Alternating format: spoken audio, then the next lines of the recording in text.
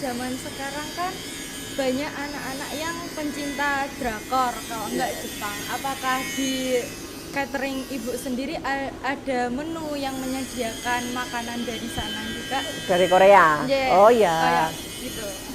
tentulah. Jadi sering banget kita itu dapat pesanan makanan yang berbau Korea ya. Contohnya bakso Korea. Nah itu sering banget kita dapat pesanan seperti itu. Terus aneka masakan yang dari luar negeri lah intinya.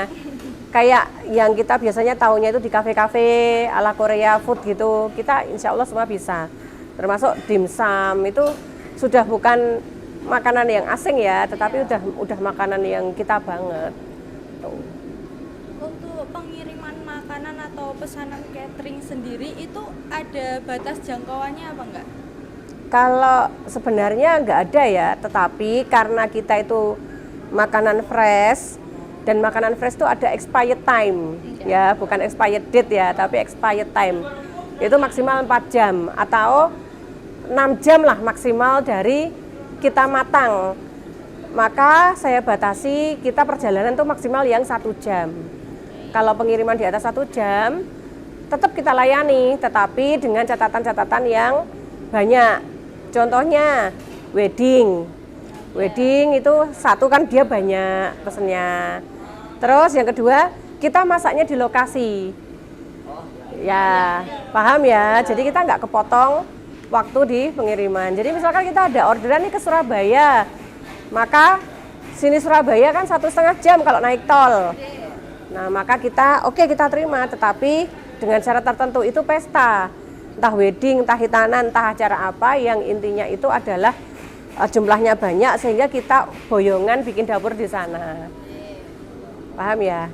Paham. Oke. Dari pengalaman ibu sendiri ini, mulai dari zaman awal sampai sekarang ada tantangan nggak?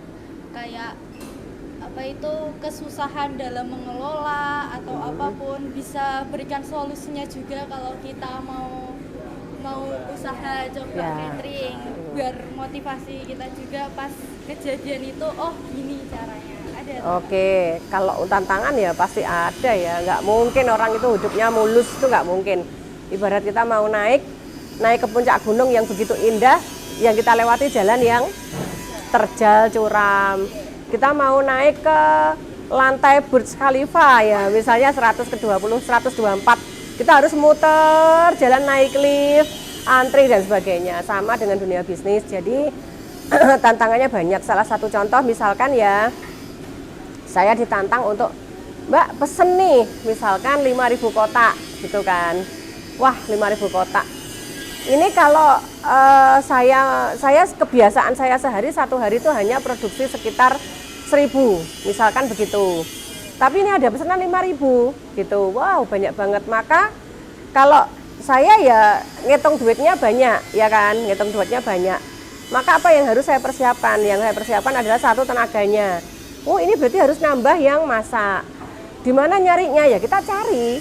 Kita cari, telepon teman-teman. Kamu bisa masak atau gini, atau kita minta tolong karyawan kita yang punya teman masak di resto-resto, hotel-hotel. Yuk 1 hari aja, namanya itu pocokan ya. Mocok aja 1 hari di tempatku gitu, nanti gajinya lebih tinggi. Oke, SDM kita siapkan, terus kompor kita siapkan, dandang kita siapkan, tempat kita siapkan untuk packing. Nah maka dengan seperti itu kita bisa memenuhi itu. Enggak terus, aduh kita biasa 1.000 terus 5.000.